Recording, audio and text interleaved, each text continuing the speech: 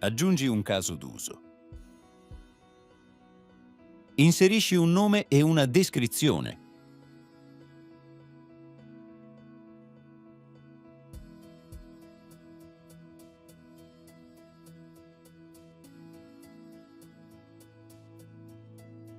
Personalizzi gli usi e le fasi.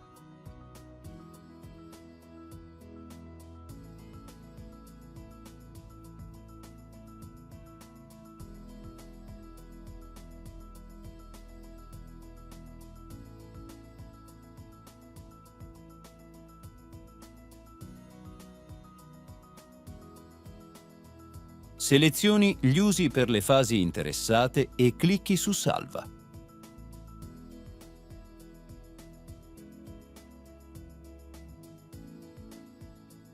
Associ le proprietà richieste agli oggetti in base ai casi d'uso.